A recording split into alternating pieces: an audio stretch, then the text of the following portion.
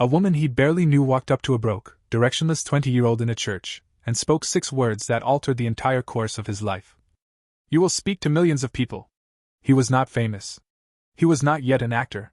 He was one bad decision away from disappearing into the streets of Mount Vernon, New York, a neighborhood that swallowed young men whole and asked no questions afterward.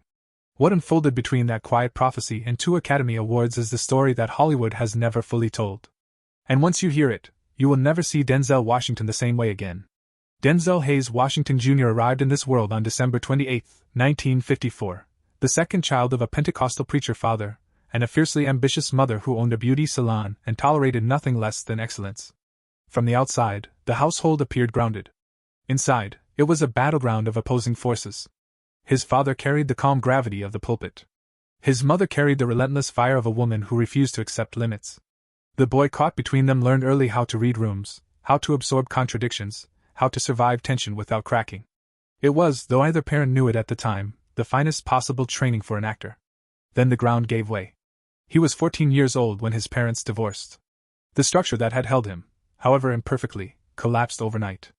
And the streets of Mount Vernon in the late 1960s did not wait politely for grieving teenagers to find their footing. Gangs moved through the neighborhood like weather.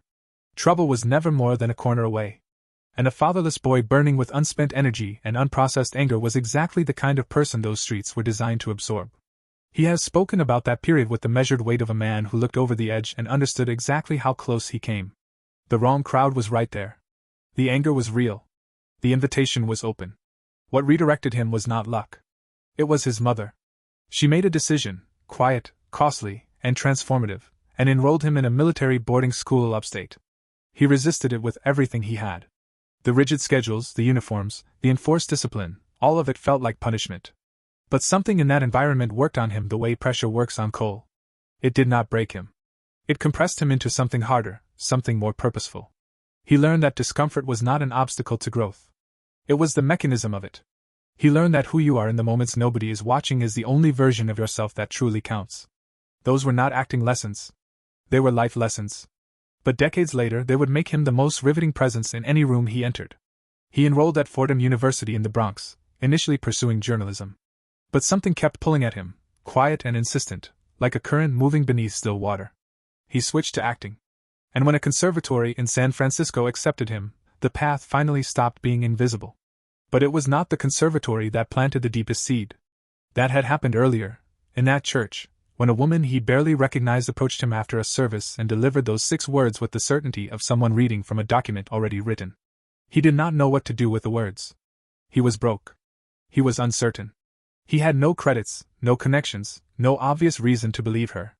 But something in the specificity of what she said embedded itself in him like a splinter too deep to remove. He carried it forward because he had nothing more concrete to carry. The early years in theater were brutal in the quiet, grinding way that ambition without money always is. Roles were scarce. Rejection was routine. Side jobs filled the gaps between auditions. But Denzel possessed something most of his peers lacked. He was not performing for applause. He was performing because someone had told him this was where he was supposed to be, and that certainty, borrowed from a stranger's conviction, kept him in rooms where others walked out. His first sustained foothold came with the television drama Saint Elsewhere in the early 1980s. 5 seasons.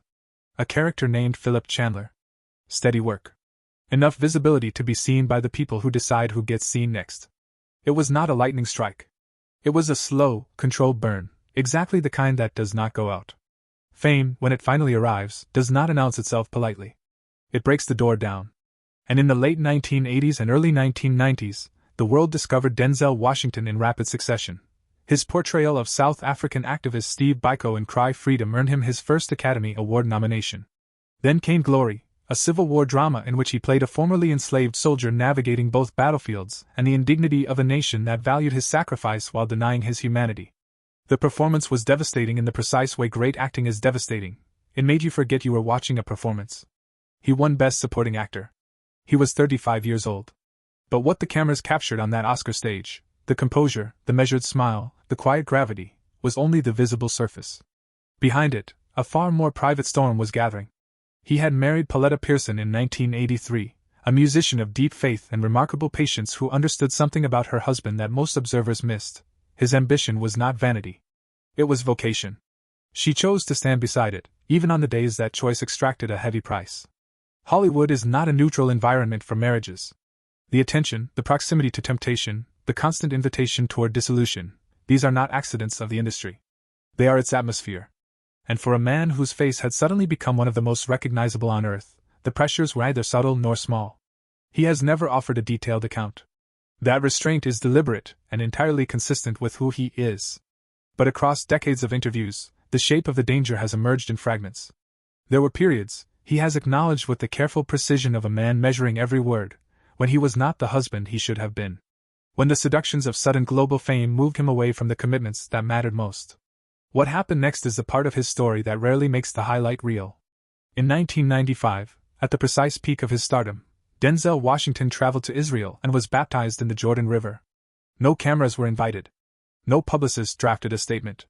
It was a man returning, quietly and without audience, to the source of the faith that had shaped him since childhood. A private recommitment to values he had drifted from but refused to abandon entirely. That same year, he and Pauletta renewed their wedding vows in South Africa. A small ceremony. Family only. Those who attended have described it not as a celebration but as a reckoning.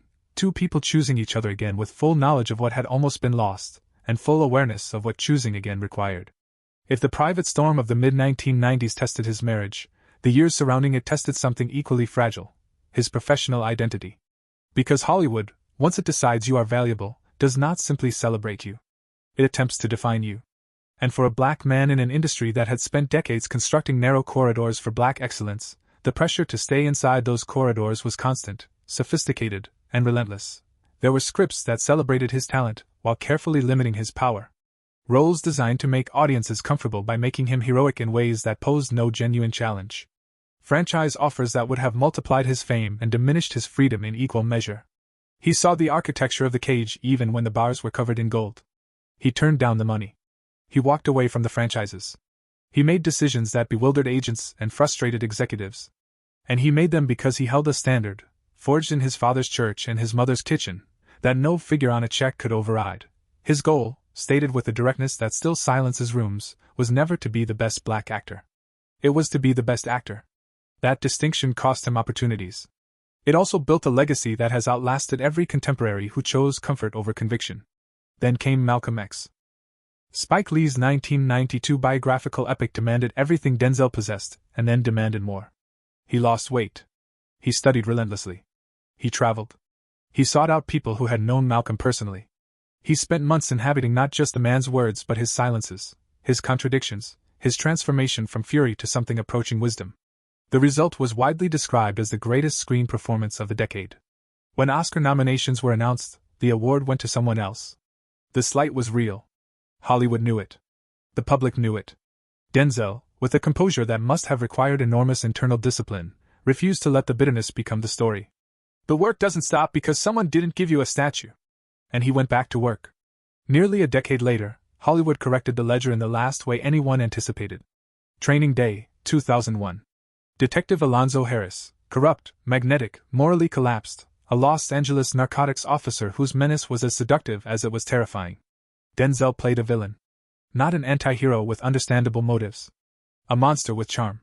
And he played him with such complete commitment, such total absence of self-protection, that audiences forgot in long stretches of the film that they were supposed to resist him. It was a creative gamble of staggering proportions. Everything his career had been constructed on, the moral authority, the quiet heroism, the dignified gravity, was deliberately dismantled. People close to him questioned the choice. Industry voices whispered that he was risking the image 2 decades of careful work had built. He did not waver. Because he understood something about his craft that pure ambition cannot teach, that the most powerful thing an actor can do is surrender control, not to the director or the audience or the studio, but to the honest truth of whoever he is playing, however uncomfortable that truth might be. When he accepted the Academy Award for Best Actor in March 2002, he stood at the podium and delivered something unexpected, not a gracious, measured speech, but something electric and urgent, carrying the weight of everything that had been held back for years. He looked at Halle Berry, who had just become the first black woman to win Best Actress, and acknowledged Sidney Poitier, the man he had been chasing for 4 decades. The man who broke down the doors so that others could walk through them standing upright. He was not performing gratitude. He was declaring lineage, publicly, permanently, in front of everyone. His father had died in 1991. The Pentecostal minister who had shaped the earliest architecture of his son's character, gone before Malcolm X, before Training Day, before either Oscar. Gone before the boy from Mount Vernon became the man the world would not stop watching. That absence sat in Denzel like an unhealed fracture. The specific ache of achievement without its intended witness. He believed his father would have been proud. He had to believe it. The uncertainty embedded in those words reveals more about the architecture of his drive than any formal biography could summarize.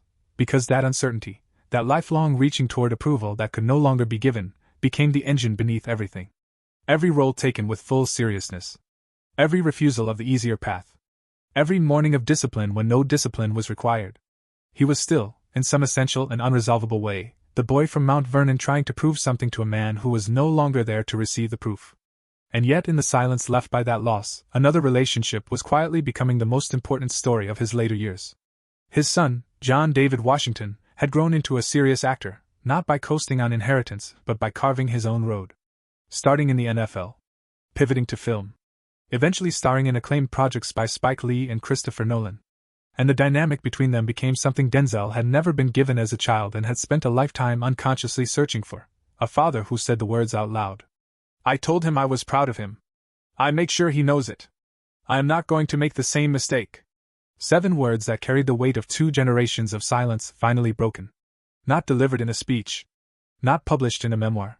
Spoken quietly to his son, in private, and then shared with the world because he wanted other fathers to hear them too. At 70 years old, Denzel Washington moves through the world with the particular quality of a man who has stopped needing to prove anything, not because the hunger has left, but because it has been refined. Redirected. Aimed no longer at accumulation, but at completion. He returned to Broadway because the stage demands the kind of honesty that film permits you to avoid. 8 performances a week, no second takes, no editor standing between the actor and the audience. Just the work, the risk, the shared exposure of being fully present. He returned because comfort, for this particular man, has always been the surest signal that growth has stopped. He speaks now with the unhurried authority of someone who has paid for every word, about faith, about fatherhood, about the seductive destruction that fame offers to those unprepared to resist it. He mentors younger actors not from the distance of legend but with the directness of a man who remembers precisely how lost he once felt, and precisely who reached down to pull him forward. Pauletta remains. More than 4 decades of marriage, not a fairy tale, and he has been honest enough across the years that calling it one would be an insult to what it actually required. A covenant chosen and chosen again across decades of pressure, temptation, and the specific loneliness of being one of the most recognized faces on the planet. She is the constant in a life full of variables. The anchor in every storm he has never fully described in public, but has always quietly acknowledged. His children are grown. John David carries the name forward on his own terms. The others building lives that are entirely their own. And their father watches them with the tenderness of a man who understands from the inside what it costs a child to grow up in the shadow of greatness, and who has worked deliberately to ensure that shadow provides warmth rather than weight. He measures himself now not against awards or box office returns or industry recognition.